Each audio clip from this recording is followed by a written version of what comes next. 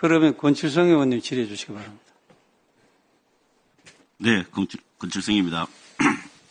외교부 장관님께 질문을 드리겠습니다. 네. 오늘 설명 자료에 보면요. 언론 보도 이전에 비공식 경로로 상황을 인지했다 이렇게 되어 있습니다. 네. 날짜가 언제입니까? 제가 파악하기로는 3월 10일로 알고 있습니다. 3월 10날. 3월 7일 날 파악해서 제가 알게 된 게 한 3월 10일인 것 같습니다. 예. 외교부가 자체적으로 한 겁니까? 정부 어느 기관에서 인지를 해서 통보를 받았습니까? 그거는 이 자리에서 말씀드리는 게 적절치 않은 것 같습니다. 그럼 외교부가 자체적으로 한 건 아니라고 봐도 되겠네요. 과기부를 통해서 알았습니다. 과기부를 통해서요? 네, 그럴 거라고 생각이 들었습니다. 과기부는 어디를 통해서 하셨습니까? 차관님.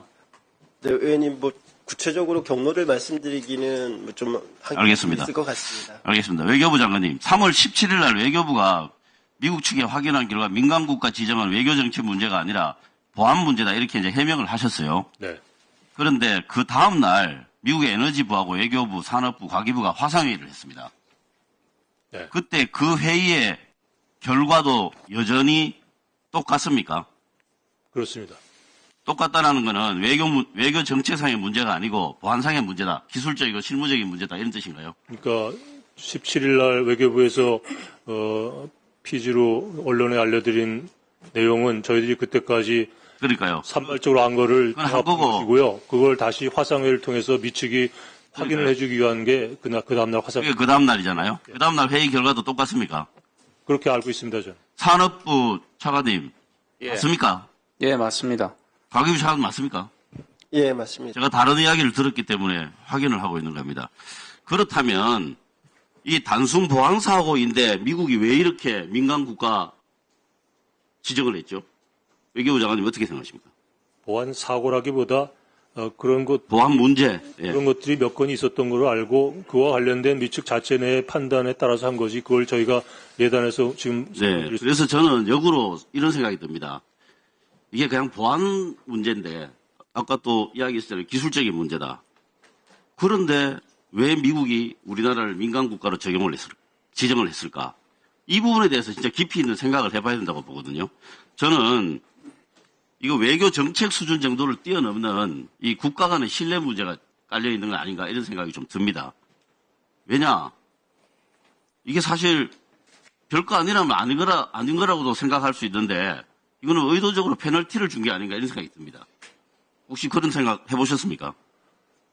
단순 기술 보안 사고라고 해서 저희들이 이걸 가볍게 보고 있는 건 아니고요. 거기에 또 함의가 있기 때문에 그런 것들을 다 한미 간의 실무 협의를 거쳐서 그 함의를 이야기를 해 주신다면 제가 이해를 하겠습니다. 지금 대외적으로 계속 보안 문제, 기술적인 문제라고 이야기를 하고 있잖아요. 기술적인 함의입니다. 기술 보안, security, national security, economic security 얘기를 하고 있기 때문에 그러면 장관님 옛날하고 비교했을 때 이해가 더 안 됩니다. 과거에는 이거보다 훨씬 더 심각한 일들이 있었는데도 민간 국가로 지정이 안 됐어요. 내용 잘 아시잖아요.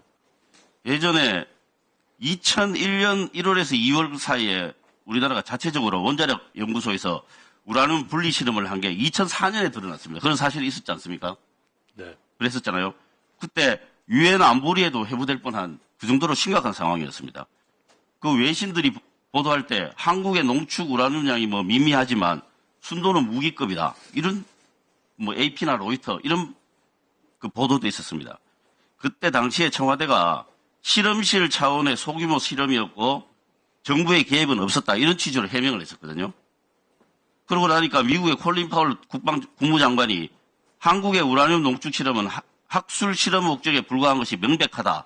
이렇게 하면서 우리나라의 해명을 수용을 했습니다. 그래서 결과적으로 굉장히 심각한 내용인데도 불구하고 민간국가로 지정이 안 됐거든요. 네. 그 정도 사례에 있어서도 민간국가 지정이 안 됐는데 이번에는 기술적인 보안 문제 우리나라가 민간국가로 지정이 됐다는 거는 뭔가 다른 문제가 있다고밖에 의심할 수가 없잖아요. 여러 우리나라만이 아니라 다른 나라들도 다 포함이 됐고요. 다른 나라 다 어디 포함됐습니까? 그걸 저희들이 한번 보시면 굉장히 굴욕적입니다. 그게 포함되어 있다는 게. 그 기술 지형이 바뀜으로 인해서 전반적인 리뷰가 필요해서 거치는 과정에서 이루어진 조치라는 게 미국의 설명입니다. 예, 미국의 설명은 그렇지만 장관님은 그 설명을 합리적이다 혹은 납득할 수 있을 만하다고 생각하십니까? 그러니까 앞으로 협의하면서 어떤 것들이 우려 사항인지 그러니까 그 설명이 비상식적이잖아요. 그렇지 않습니까? 저는 그렇게 생각하지 않습니다. 단순한 뭐, 무슨 보안 사고라는 게 아니라 그 기술 보안 과정에서 생긴 문제들이 미국이 판단하기에 어떤 함의가 있기 때문에 이런 조치를 취한 것이니까 그거를 우리하고 협의를 해가면서 풀어가는 것이 앞으로 해야 될 조치라고 생각합니다. 외교부 장관님에게 제가 특별히 좀 당부 비슷한 말씀 드린데요. 네. 윤석열 정부 들어서 무책임한 독자 핵무장론 이걸 펼치고 또 북한 도발을 유도하는 무모한 행동도 감행하고 그러다 보니까 한미 관계의 근본이 훼손되는 거 아닙니까? 그러다가 작년 12월 달에 윤석열 대통령이 비상계엄 선포를 하면서 한미 동맹이 완전히 다 깨진 거 아닙니까?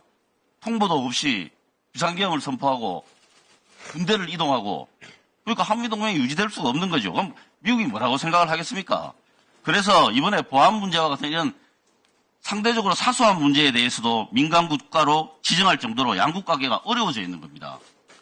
그런 그게 기본적인 아니라고 인식에서 주한- 시작해야 되는 거 아닙니까? 그게 주한 비서자리가 그게 아니라고 공개적으로 얘기했고요. 에너지부 장관도 우리 산업부 장관에게 분명하게 그걸 재확인했으면 그걸 믿고서 이런 문제를 처리하는 게 적당한 수순이라고 생각합니다. 아니 당연히 말은 그렇게 하겠죠. 그런데 실제로 결과가 그렇지 않잖아요. 이건 앞으로 협의하면서 알게 되겠죠.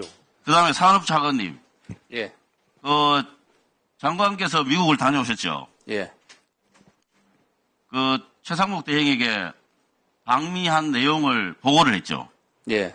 보고한 내용이 어떤 것인지 간단하게 설명을 부탁합니다.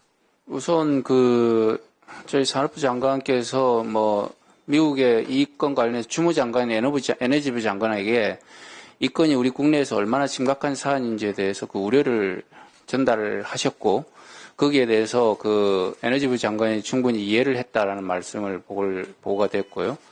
또 이 부분에 대해서 하여튼 절차에 따라서 신속하게 이 부분을 해소할 수 있도록 양국이 협력해 나가야 된다는 공감대를 확인했다고 전해왔기 때문에 그 부분도 보고가 됐습니다.